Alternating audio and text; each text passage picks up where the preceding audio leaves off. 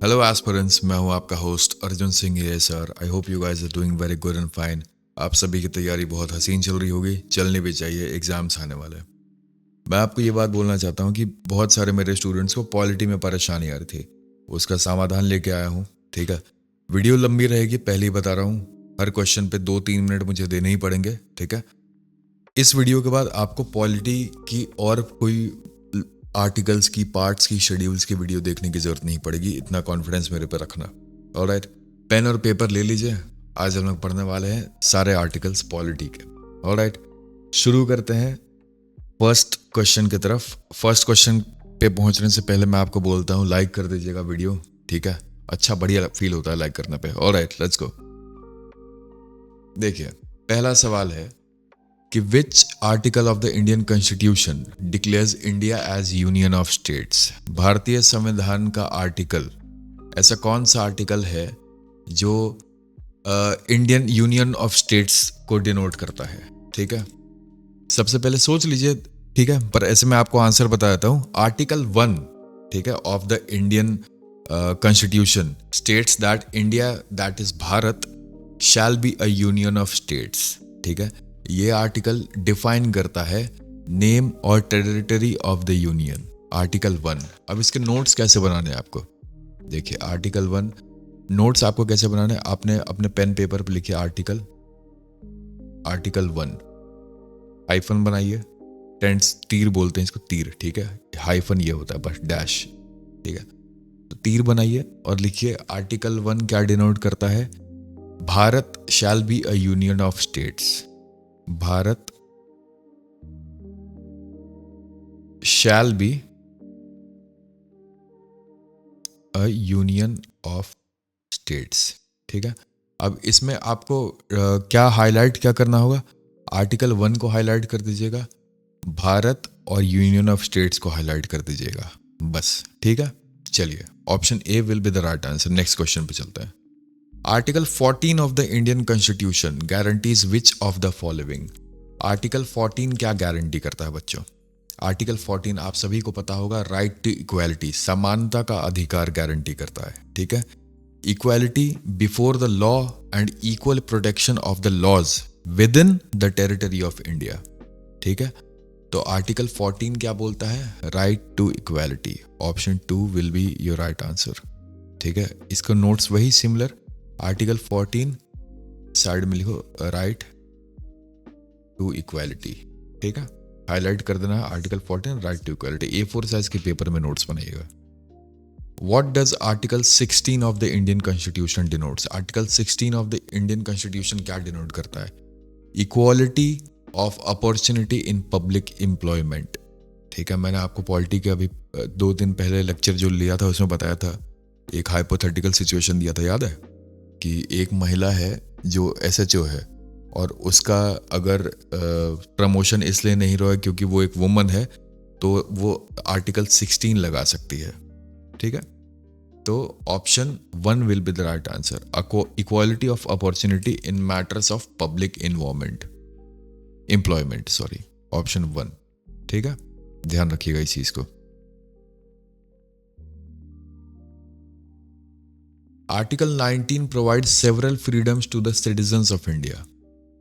क्या कीवर्ड्स पहचानने के लिए बोलता हूं, कीवर्ड क्या है इस सवाल में। आर्टिकल 19 कीवर्ड तो है, several freedoms to the citizens of India. ठीक है, which one of the following is not included in article 19। अब ये देखिए, ये सवाल मैंने आपको इसलिए दिया क्या, क्योंकि आपको चारों स्टेटमेंट पढ़ना पड़े। ठीक है, अब देखिए, इसका सही आंसर तो इन चारों में से ही है, पर आपको चारों पता होना चाहिए, तभी आप बता पाओगे कि आर्टिकल 19 में क्या आता है। आर्टिकल 19 में फ्रीडम ऑफ स्पीच और एक्सप्रेशन आता है, freedom of speech and expression. ठीक है, तो आर्टिकल 19 में क्या नहीं है। ठीक, ऑप्शन 1 आपको लग रहा है बिल्कुल रहेगा, ऑप्शन 2 रहेगा, सोचिए ऑप्शन 2 रहेगा या नहीं रहेगा। Which one of the following not included बोल रहा है, फ्रीडम टू फॉर्म एसोसिएशन और यूनियंस भी रहेगा, ऑप्शन 4 नहीं रहेगा। Own property as a fundamental right, याद है मैंने आपको क्या बताया था, बाइंग प्रॉपर्टी, ओनिंग प्रॉपर्टी, ये अब फंडामेंटल राइट से इसको हटा दिया गया था। कौन सा अमेंडमेंट से हटाया गया था, अमेंडमेंट 44। ठीक है, अब उसको आर्टिकल 15 राइट टू प्रॉपर्टी बोला जाता है। इसको याद रखिएगा, option 4 is the right answer. इसको 44th अमेंडमेंट के तहत 44th अमेंडमेंट के तहत कब आया था 44th अमेंडमेंट? 1978 में। ठीक है, इसके तहत इसको हम लोग बोलते हैं राइट टू प्रॉपर्टी। ठीक है, याद रखिएगा, इस चीज को नोट डाउन कर लीजिएगा। इसको फंडामेंटल राइट से हटा दिया गया है, फंडामेंटल राइट से हटा दिया गया है, इसको याद रखिएगा। ऑलराइट, अब इसको हम लोग बोलते हैं लीगल राइट, कॉन्स्टिट्यूशनल और लीगल राइट। लीगल राइट, उस दिन बच्चों ने आज जवाब भी दिया था, 300A में आता है ये, आर्टिकल 300A। ऑलराइट, चलिए। Which of the following statements best describes Article 21 of the Indian Constitution? Indian constitution का आर्टिकल 21 कौन से ऑप्शन को डिस्क्राइब करता है, बताइए। आर्टिकल 21, थोड़ा दिमाग पे जोर डालिए, नहीं पता मैं बता रहा हूँ। Option 2 will be the right answer. ये जीवन और व्यक्तिगत स्वतंत्रता का संरक्षण करता है कानून द्वारा स्थापित प्रक्रियाओं को छोड़ के। ठीक है, article 21 protection of life and personal liberty. Article 21 होता है क्या होता है? Protection of life, alright, and personal liberty.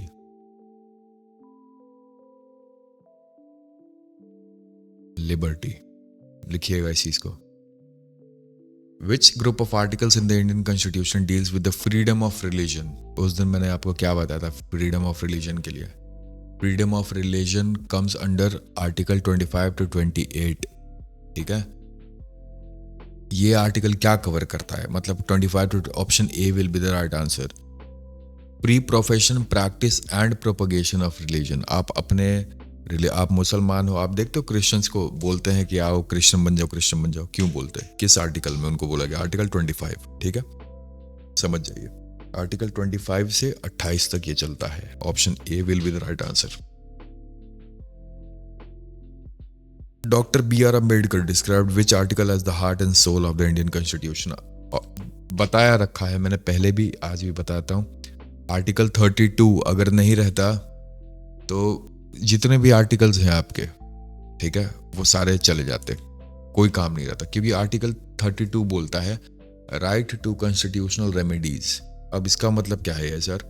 इसका मतलब ये है सर कि आर्टिकल 32 ये बोलता है कि अगर आपका कोई भी इंसान हो, पुलिस हो, लॉयर हो, वकील हो, मंत्री हो, कोई भी ऐसा आदमी हो जो आपके फंडामेंटल राइट को वॉयलेट कर रहा है, या आपको अपना फंडामेंटल राइट घूमना, जब तक कर्फ्यू नहीं लगा है और आपको कोई किसी प्रॉपर्टी पे घूमने से मना कर दे, जब तक वो किसी को प्राइवेट प्रॉपर्टी ना हो, तो फिर आप जाकर डायरेक्ट सुप्रीम कोर्ट का दरवाजा खटखटा सकते हो। ठीक है, उस पर केस कर सकते हो कि मेरी फंडामेंटल राइट वॉयलेट हुई है। Article 32। What is the primary objective of the Directive Principles of State Policy? DPSP का प्राइमरी ऑब्जेक्टिव क्या है? यहाँ से 3-4 सवाल बन रहे हैं। DPSP का सबसे पहले आर्टिकल नंबर लिख लो। आर्टिकल संख्या है 36 से 51, 36 to 51। DPSP का फुल फॉर्म पूछते हैं यार एग्जाम्स में आजकल। Directive principles of state policy, याद रखिएगा। ठीक है, अगर प्राइमरी ऑब्जेक्टिव की बात करूं तो option 2 will be the right answer. They provide guidance to the state to establish a just society। ठीक है, स्थापित न्याय संगत समाज, जस्ट सोसाइटी का मतलब, ठीक, न्याय संगत समाज, याद रखिएगा इस चीज को। अब अगर मैं ये बात आपको बोलूं कि DPSP है क्या? DPSPs आर नॉन जस्टिसाइबल गाइडलाइंस, ठीक है, सोशल, इकोनॉमिक और पॉलिटिकल वेलफेयर लोगों के लिए। ठीक है, सोशली, इकोनॉमिकली और पॉलिटिकल वेलफेयर के लिए। ठीक है, यहाँ के सिटीजन्स के लिए। तो option 2 will be your right answer. Article 44 of the constitution directs the state to strive for what? Article 44 मतलब क्या बोलता है? हिंदी में वाले हिंदी में पढ़िए। Article 44 is uniform civil code. Article 44 is uniform civil code, याद रखिएगा। Option 2 will be the right answer. ठीक है, अब ये भी DPSP में ही डायरेक्टिव प्रिंसिपल पार्ट 4, ठीक है, डायरेक्टिव प्रिंसिपल्स पार्ट 4 में आएगा ये। ठीक है, गाइडिंग प्रिंसिपल भी आप इसको बोल सकते हैं। यूनिफॉर्म सिविल कोड को गाइडिंग प्रिंसिपल है गवर्नमेंट के लिए। ठीक है, ध्यान दीजिएगा इस चीज़ को। कोर्ट्स पे, कोर्ट जो अपने इंडिया की जुडिशरी सिस्टम है उस पे ये आप लागू नहीं कर सकते हो, but it is for our government. ठीक है बच्चों, याद रखिएगा। कुछ बच्चों का कहना है कि मैं वाईसीटी पब्लिकेशन से पढ़ा रहा हूँ ये सवाल। अब देखिए, आप खुद ही दिमाग लगाइए कि अगर मैं प्रीवियस ईयर क्वेश्चंस में जाऊँगा तो कोई ना कोई पब्लिकेशन तो वो छापेगी ही। ठीक है, तो मेरा ये मानना है कि दिमाग पढ़ाई में चलाइए, मेरे सोर्स के पीछे भागोगे तो मेरे सोर्स को कभी पकड़ नहीं पाओगे। ठीक है, नेक्स्ट क्वेश्चन पे आइए बात करते हैं। Which article of the constitution calls for the separation of the judiciary from the executive in the public services of the state? ठीक है, बहुत सिंपल सा सवाल है ये। आर्टिकल 50 क्या बोलता है, मैं आपको बता रहा हूं। Article 50 states that separation of judiciary from executive authorities और जुडिशरी अथॉरिटीज को सेपरेट करता है आर्टिकल 50। ध्यान दीजिएगा। अब जुडिशरी में क्या आ गया? कोर्ट। जुडिशरी मतलब कोर्ट्स, एग्जीक्यूटिव मतलब आप सब, हम सब एग्जीक्यूट कर रहे हैं, ऑर्डर दे दिए। हम लोगों का काम है एग्जीक्यूशन, हम लोग ऑर्डर्स लेते हैं। ठीक है, तो article 50 is a directive principle. ध्यान रखिएगा इस चीज़ को, डायरेक्टिव प्रिंसिपल है। ये इंश्योर करता है जुडिशियल इंडिपेंडेंस। ठीक है, आर्टिकल 50 जुडिशियल इंडिपेंडेंस मतलब जुडिशरी अपनी इंडिपेंडेंट रहेगी और एग्जीक्यूटिव और जुडिशरी अलग अलग है। Under which article does the president of India have the power to grant pardons, reprieves, respites और रीएमिशन ऑफ पनिशमेंट? उस दिन पॉलिटी की क्लास में ये पांचों टर्म्स मैंने आपको समझाए थे। ठीक है, चारों, एक और टर्म है इसमें, चार ही यहाँ दिया हुआ है। तो power of president to grant pardon किस में आता है? उस दिन क्या बताया था मैंने? Article 72।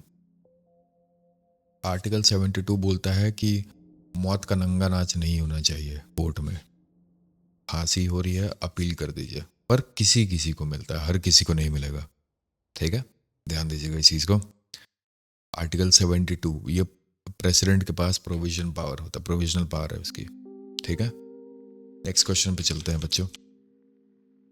The president of India is constitutionally bound by the aid and advice of the council of ministers under which article? कौन से आर्टिकल में प्रेसिडेंट को कॉन्स्टिट्यूशनल बाउंड है? ठीक है, कि आपको काउंसिल ऑफ मिनिस्टर COM से आपको एडवाइस लेना ही लेना है। It's article 74। Council of minister, article 74 बोलता है कि आपको काउंसिल ऑफ मिनिस्टर से एडवाइस लेना ही है। बिना एडवाइस के आप कोई काम नहीं कर सकते हो, either it be upper house and lower house, याद रखिएगा। और council of minister generally lower house के मेंबर्स होते हैं। ठीक है, ध्यान दीजिएगा। काउंसिल ऑफ मिनिस्टर्स में प्राइम मिनिस्टर हेड होते हैं, आपको ये बात पता होना चाहिए, उस दिन भी आपको बताया था मैंने। ऑलराइट, चलिए। Under which article is the attorney general for India the highest law officer of the country appointed? Attorney general of India किसके उस पे वो किया जाता है, अपॉइंट किया जाता है? Under which article? ये कौन से आर्टिकल में आता है? आर्टिकल 74 तो बता दिया, 76, 148, 165, इट इज 76। ठीक है, अटॉर्नी जनरल ये एडवाइस करता है गवर्नमेंट को लीगल मैटर्स पे। ठीक है, और लीगल ड्यूटीज जो भी प्रेसिडेंट अटॉर्नी जनरल को बोलेंगे वो काम करेंगे। तो उनका अपॉइंटमेंट होता है आर्टिकल 76 से। क्या आप मुझे ये बता सकते हैं कि इनका अपॉइंटमेंट करता कौन है? अटॉर्नी जनरल कीवर्ड है, अटॉर्नी जनरल ऑफ इंडिया का अपॉइंटमेंट कौन करता है? Which article deals with the composition of the Council of States? Rajya Sabha, Council of States। Article 80 जो होता है वो होता है composition of Rajya Sabha, composition of the upper house, article 80 option 3। ठीक है, याद रखिएगा इस चीज को, नोट डाउन करते चलना साथ साथ, टाइम वेस्ट नहीं होना चाहिए। ठीक है, आर्टिकल 80 में 3-4 चीजें होती हैं। सबसे पहला चीज तो होता है कंपोजिशन, फिर नंबर ऑफ मेंबर्स कितने होंगे, इलेक्शन कैसे होगा, नॉमिनेशन मतलब। ठीक है, और भी जो डिटेल्स होती हैं कुछ कुछ राज्यसभा से रिलेटेड, वो आता है article 80 of the Indian constitution of India. ठीक है, चलिए। मनी बिल की अगर मैं बात करूंगा, विच article of the Indian constitution defines money bills? Money bill कौन सा आर्टिकल लाता है भाई? उस दिन क्या बताया था आपको? आर्टिकल 110। ठीक है, article 110 comes under the money bill. ठीक है, कुछ आप देख रहे होंगे कुछ स्पेसिफिक आर्टिकल्स ही मैं बता रहा हूं आपको। क्यों? स्पेसिफिक आर्टिकल से बता रहा हूँ। मैंने जो करंट अफेयर्स वाली वीडियो बनाई है ना अभी, अगर वो अभी तक अपलोड हो गई होगी, अभी तो सुबह के 3:30 बज रहे हैं, अपलोड अगर हो गई होगी, ठीक है, तो उसमें आप देखना कि जितने भी मैंने स्टैटिक के पोर्शन कराए हैं वही क्वेश्चन जनरली आए हैं। क्यों आए हैं जानते हो? क्योंकि मैं हमेशा बोलता हूँ स्टैटिक हमेशा करंट अफेयर से ही पूछता है, ठीक है। तो ये जितने अभी तक आर्टिकल्स मैं करा रहा हूँ आपको, ये करंट अफेयर्स का पोर्शन है, अभी रिसेंटली न्यूज में है, ठीक है। चलिए, the union budget also known as the annual financial statement is referred to in which article? Union budget की बात हो रही है। बताइए, बजट आया है, बजट आया है ना, तो बजट के बारे में क्या आपको लगता है कि आपको बस बजट पढ़ के जाना है? नहीं यार, बजट के बारे में थोड़ा बैकग्राउंड नॉलेज तो लोगे ना, आर्टिकल वार्टिकल पढ़ो। ऑप्शन बी, आर्टिकल 112 में हम लोग बात करते हैं यूनियन बजट की। यूनियन बजट इन आर्टिकल 112, ठीक है। मैंडेटरी आर्टिकल है ये, प्रेसिडेंट को बोलता है कि अगर पार्लियामेंट एनुअल फाइनेंशियल स्टेटमेंट निकालने के लिए, ठीक है, ये बात आप समझिए। एक्सपेंडिचर बेसिकली आपको पता है, बजट का मतलब ही आपको समझ में आ रहा है, बजट है, ठीक है। Under which article can the president प्रोमुलगेट ordinances when parliament is not in session? बताइए, सोचिए, एक बार सोचिए। मैंने प्रेसिडेंट उस दिन आपको पढ़ाया था, तो प्रेसिडेंट में ये कौन सा आर्टिकल है? मेरे स्टूडेंट्स जो नए हैं वो मत सोचिए, जो पुराने हैं जो मुझसे पढ़ रहे हैं रेगुलरली, प्रेसिडेंट की उस दिन लेक्चर थी, उसमें मैंने आपको क्या बताया था कि आर्टिकल कब ऑर्डिनेंस पास कर सकता है। Article 123, president's ordinance making power, article 123, ठीक है। Option C will be the right answer, president का ऑर्डिनेंस मेकिंग पावर बच्चों, ठीक है, याद रखिएगा इस चीज को। अब हम लोग अगर बात करते हैं नेक्स्ट क्वेश्चन की, तो next question with the authority of the controller and auditor general CAG of India is derived from which article? CAG of India is derived from which article? बताइए। CAG, ठीक है, अभी मैंने आपको कुछ दिन पहले करंट में ये भी बताया था कि CAG अभी प्रेजेंट कौन है, ठीक। तो ये सारी चीजें आपको फोकस करनी होगी। जब CAG बदला है, जब CAG चेंज हुए हैं, तो उसके बारे में ये भी तो पढ़ोगे ना कि आर्टिकल कौन से आर्टिकल से बदलते हैं, ठीक है। आर्टिकल 148 बोलता है कि there should be a CAG in India, ठीक है। Deals with the appointment, oath और condition of service of the CAG, ठीक है। CAG का काम क्या होता है? गवर्नमेंट अकाउंट्स और फाइनेंशियल अकाउंटेबिलिटी देखना, ठीक है। अकाउंटेबल होते हैं वो फाइनेंसेस के लिए और गवर्नमेंट के अकाउंट्स के लिए, ठीक है। CAG का काम यह है। Under which article can the parliament legislate on a subject in the state list if the Rajya Sabha passes a resolution that it is necessary in the national interest?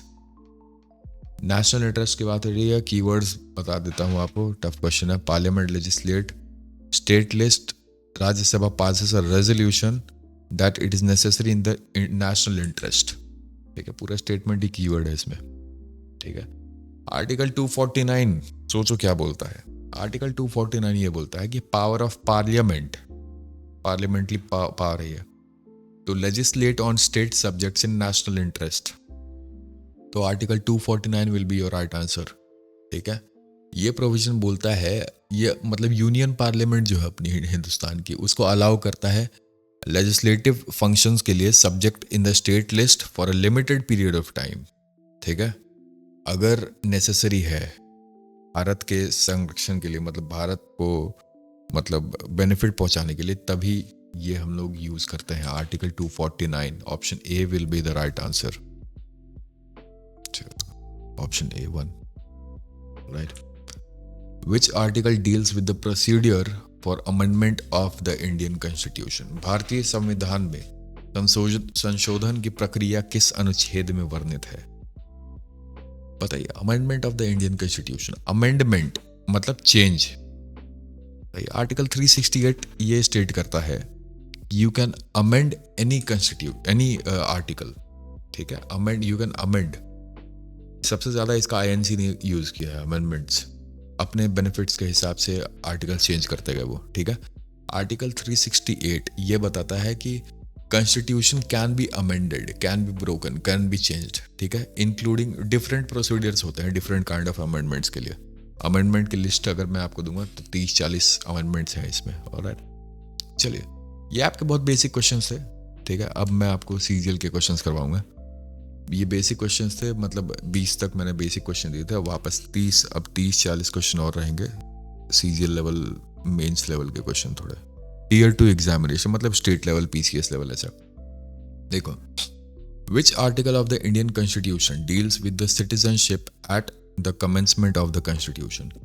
Citizenship की बात किस constitution में होती है बताइए? Article 5, article 5 states that कि the citizenship of a persons at the commencement of the constitution. ठीक है, कब आया था? 26 जनवरी 1950। बस, simple, article 5 will be the answer. Under which article does parliament have the power to make laws regarding the acquisition and termination of citizenship? आप ये बताइए कि पार्लियामेंट के पास क्या पावर है टर्मिनेट करने के लिए, कि हाँ बहिष्कार कर दिया, खत्म कर दिया कि तुम अब आज से सिटीजन नहीं हो। आर्टिकल 11 बोलता है parliamentary power to regulate citizenship. Article 11 बोलता है, याद रखिएगा, ऑप्शन 3 आर्टिकल 11। ठीक है बच्चों, सिटीजनशिप एक्ट ऑफ 1955 आया था। ठीक है, इसके अंडर में आता है। ऑलराइट, चलिए। Which article declares that any law inconsistent with the fundamental rights shall be void to the extent of inconsistency? बताइए, सोचिए क्या बोलना चाह रहा है ये सवाल। पढ़िए, लंबा सवाल है, पढ़िए। लॉज कीवर्ड देखिए, laws inconsistent with fundamental right. ठीक है, laws inconsistent with fundamental right किसका कीवर्ड है? आर्टिकल 13 का। Option B will be your right answer, article 13। ठीक है, आर्टिकल 13 बोलता है law inconsistent with the fundamental rights. Alright बच्चों, article 13 acts as a check on the state. समझ जाइएगा इस चीज को, check on the state. Hindi वाले हिंदी में देख लीजिए। आर्टिकल 15 बोलता है discrimination on grounds of religion, race, caste, sex और प्लेस ऑफ बर्थ नहीं होना चाहिए। ठीक है, which of the following is not explicitly mentioned as a ground in article 51? बताइए, रिलीजन, लैंग्वेज, रेस, जन्मस्थान, इन चारों में से क्या नहीं है जो कि मेंशन किया गया है? ये बताइए, चारों में से क्या नहीं है? भाषा, भाषा की तरफ, भाषा को वो कर सकते हो। ठीक है, ये प्रोहिबिट नहीं करता। डिस्क्रिमिनेशन, अगर मान लीजिए कोई, अब भले हम लोग करने लगे हैं, जैसे साउथ इंडियन बोलते हैं कि कन्नड़ा बोलो, कन्नड़ा बोलो, मल्लू जो होते हैं, ठीक है, या तेलुगु वाले बोलते हैं तमिल बोलो। ठीक है, पर लैंग्वेज एक क्राइटेरिया फॉलो नहीं करता है। नहीं तो इस तरीके से तो भोजपुरी मैं बोलूंगा तो आप लोग बोलोगे कि अरे भोजपुरी काहे बोलत हुए, हिंदी बोल। ठीक है, या बंगाली स्टूडेंट्स हैं मेरे, उड़िया स्टूडेंट्स हैं, तो ये भाषा के तौर पे बोलना नहीं चाहिए, पर ये राइट्स में है नहीं। ठीक है, which fundamental right abolishes untouchability and its practice in any form? अछूत, इसको बोलते हैं अछूत हो। क्यों हो अछूत पता नहीं, क्या बोलता है? Article 17 of the Indian constitution states that untouchability and offensive punishable by law है। अछूत हो तुम। क्यों अछूत हो? क्यों? क्योंकि तुम 10,000 साल पहले किसी ने बताया था कि तुम नीच जाति के हो। ठीक है, नीच जाति, ऊंच जाति, नीच जाति, तो लोग उनको बोल दिए इनको कि तुम अछूत हो। अछूत, वाई का रीजन नहीं दिया इन लोगों ने, क्यों नहीं पता। ठीक है, बस हो। ऊंच जाति वाले बोले कि आप, हम लोग ऊंची हैं, इसका भी रीजन ये लोग नहीं दे पाए। ठीक है, मैं अगर इस टर्म में बात करूं तो कोई सोच रहा होगा मैं नीच जाति का हूं क्या? नहीं, मैं राजपूत हूं, मैं यहां से बिलोंग करता हूं, पर फिर भी मेरे साथ के लोग जो हैं उनको लोग बोलते हैं नीच है। पता नहीं क्यों। ये चीजें खत्म करनी है यूथ को। ठीक है, ये अच्छी चीजें नहीं है। Which article 18 of the Indian Constitution deals with which of the following?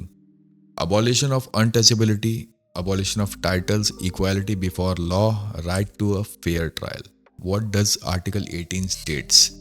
Abolition of titles, ठीक है, उपाधियों का उन्मूलन। आर्टिकल 18 ये बोलता है ना कि the state from conferring any titles except military और एकेडमिक डिस्टिंक्शंस। याद रखिए, इसका मतलब समझ आया आपको?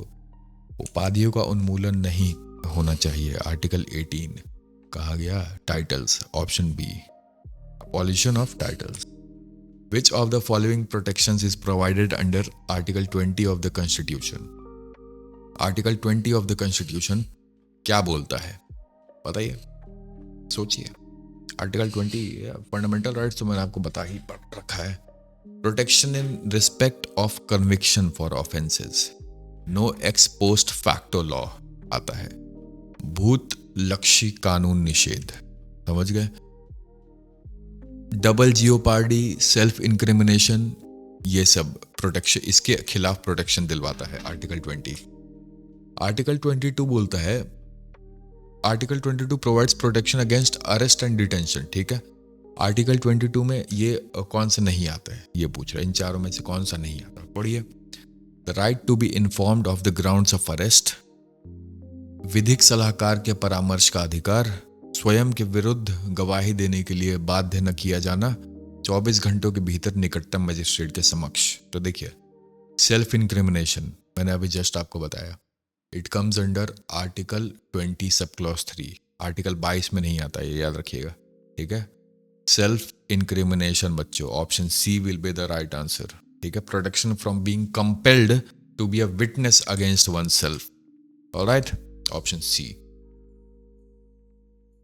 विच article prohibits human trafficking and forced labour, human trafficking, आदमी को बेचो मत, आर्टिकल 23 के अंडर में आता है ये।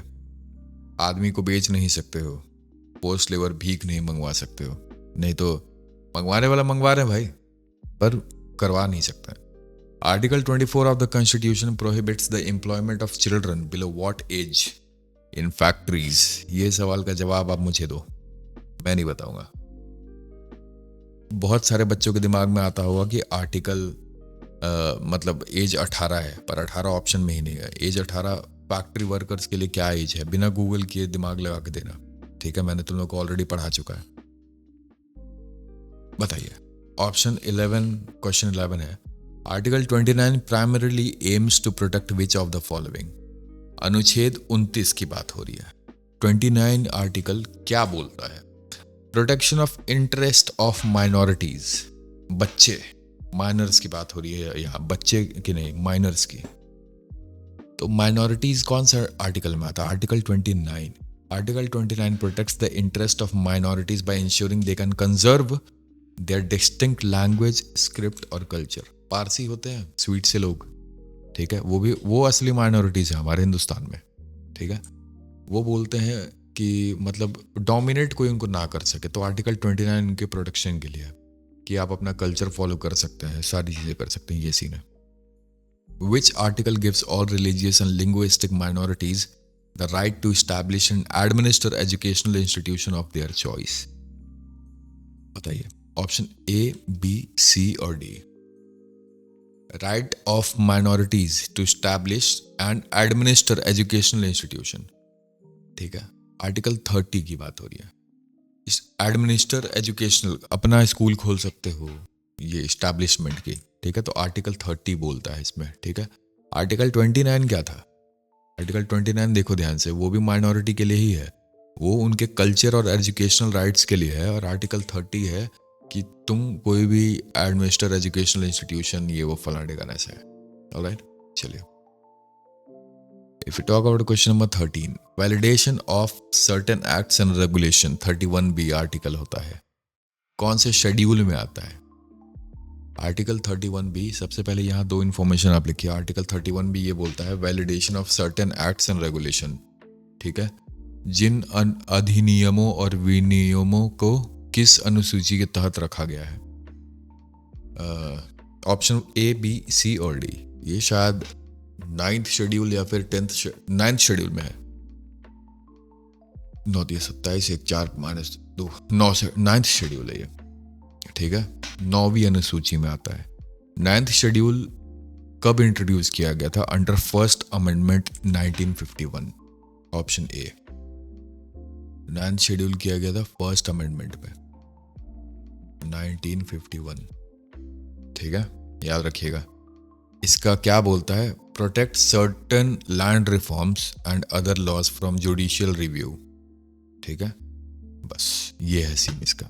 नेक्स्ट क्वेश्चन पे आइए।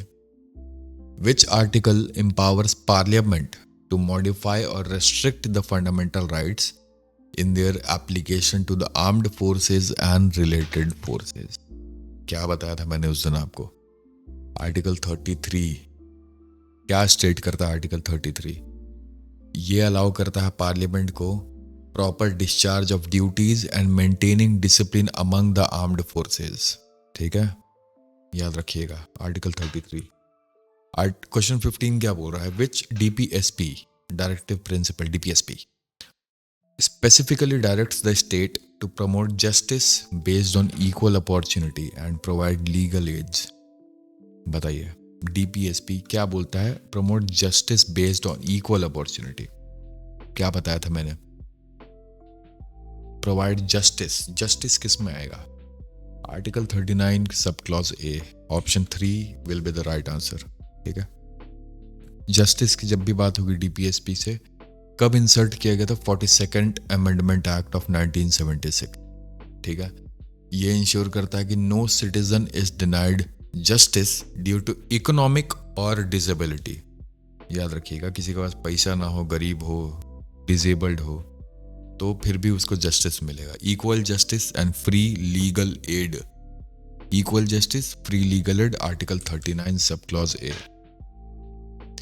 Which article directs the state to take steps to organize village panchayats and grant them necessary power? Village panchayat Panchayati Raj system के अंडर में ही आएगा। ठीक है, organisation of village panchayat article 40 के अंडर में आता है, part of the directive principles. ठीक है, it is a part of DPSP reflecting the aim of decentralisation and democratic self governance at the village level. Article 40 के अंडर में आएगा, ये option B.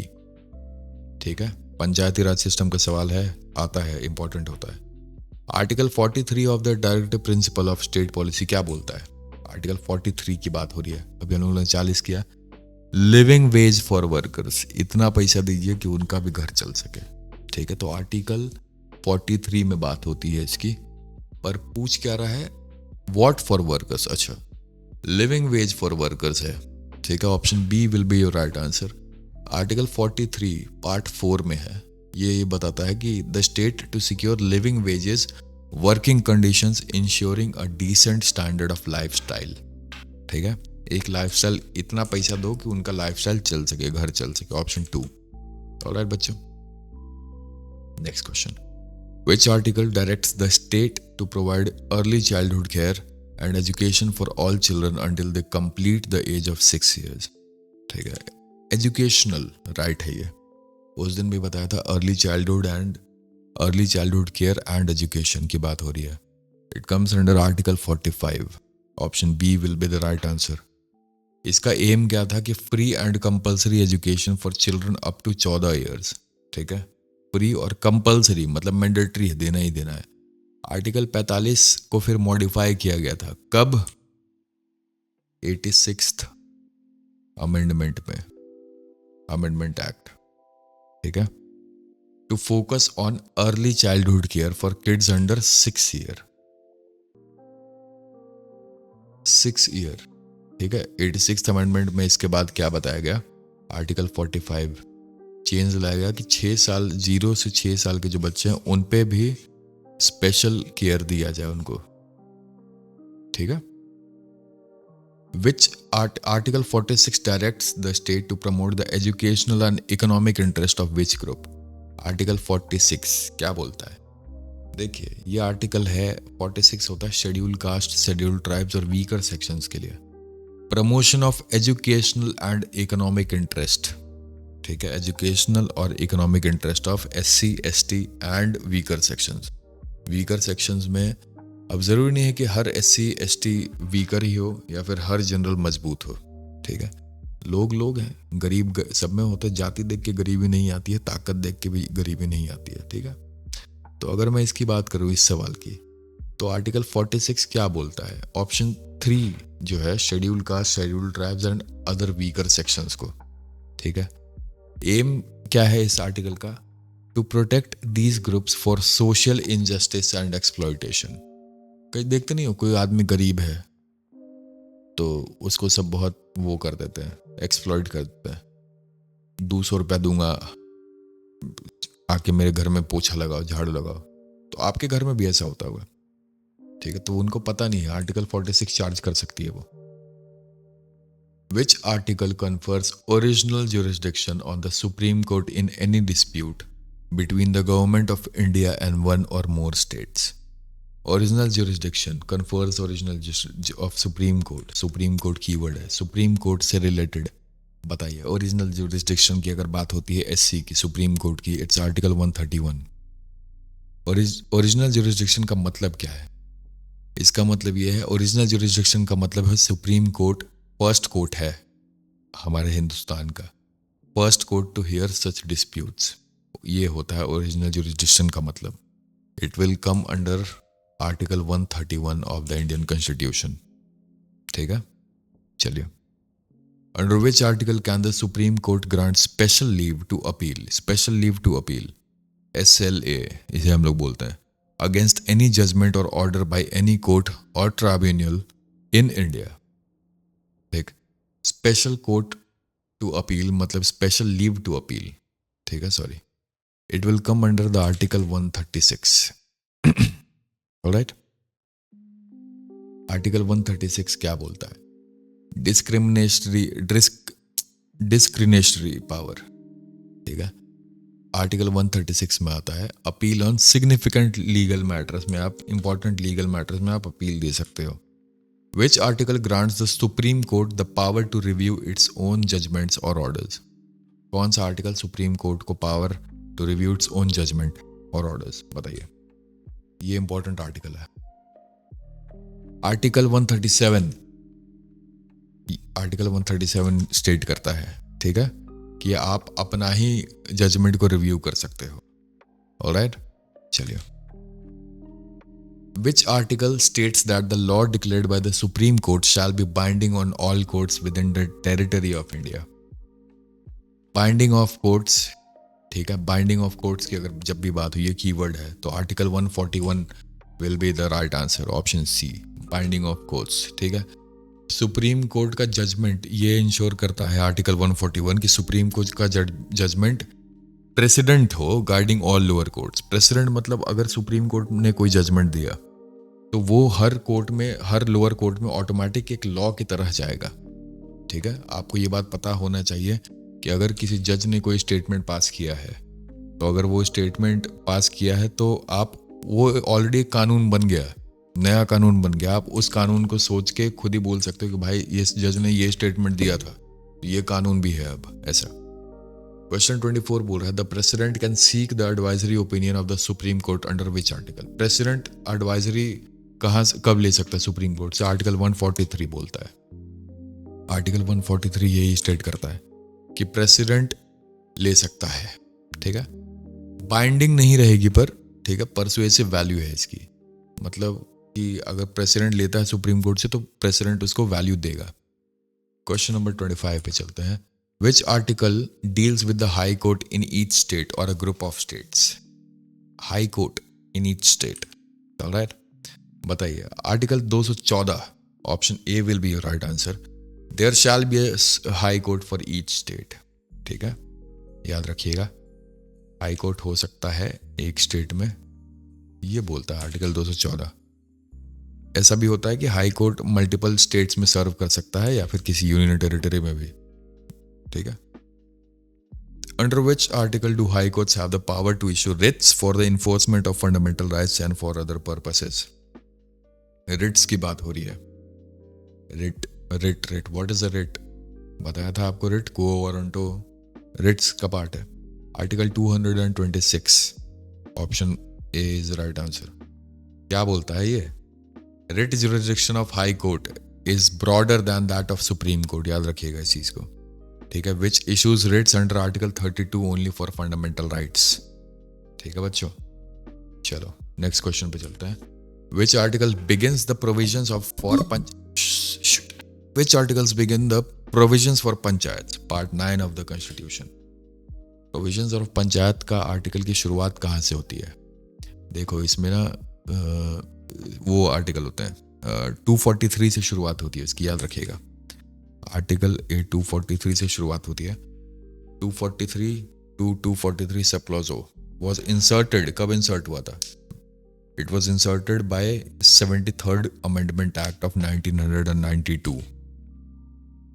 73rd Amendment Act of 1992.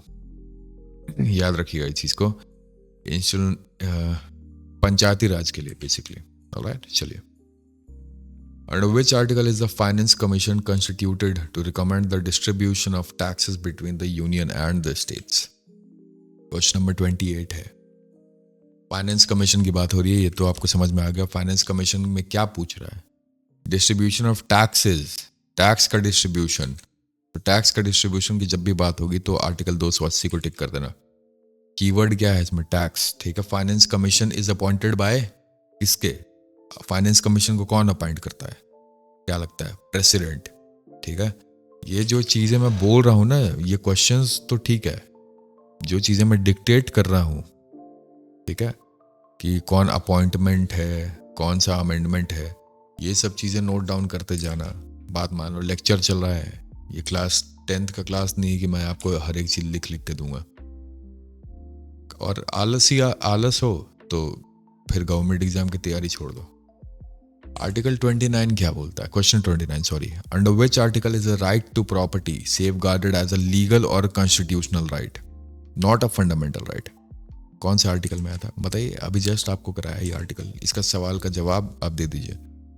Right to property को fundamental right से हटा के fundamental duties में डाल दिया गया है, और अब वो नहीं, फंडामेंटल ड्यूटीज में, लीगल राइट में डाल दिया गया है. ठीक है, लीगल राइट में डाल दिया गया है. कौन से आर्टिकल में आता है वो? ठीक है, बताइए, इसका आंसर दीजिए. Under which article is the superintendence, direction and control of the preparation of electoral rolls and the conduct of elections vested in the election commission? Election commission की बात हो रही है. कीवर्ड क्या है इसका? EC. तो आप समझ जाओ कि 320 आ गया EC. इलेक्शन कमीशन की बात हो 320. ठीक है, पर इलेक्शन कमीशन है क्या? ठीक है, तो आर्टिकल 324 मार्क करोगे आप. ऑलराइट. क्यों? क्योंकि इलेक्शन कमीशन के साथ क्या पूछ रहा है? Direction and control preparation of electoral rolls. तो ये आता है आर्टिकल 324 में. ठीक है.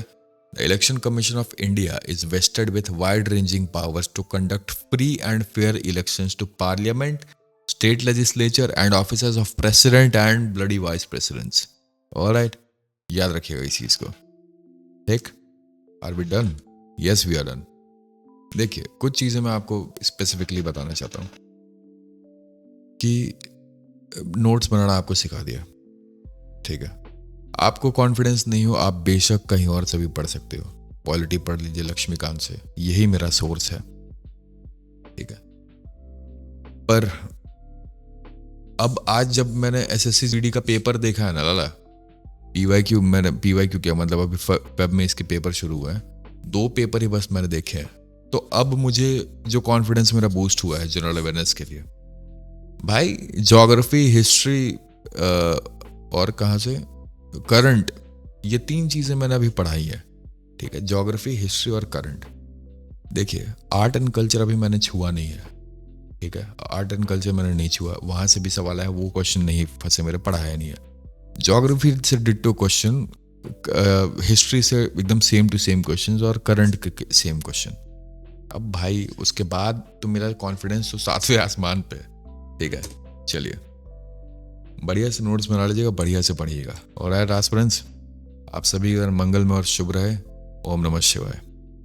Arjun Singh signing off. और वीडियो लाइक कर देना प्लीज़. बाय.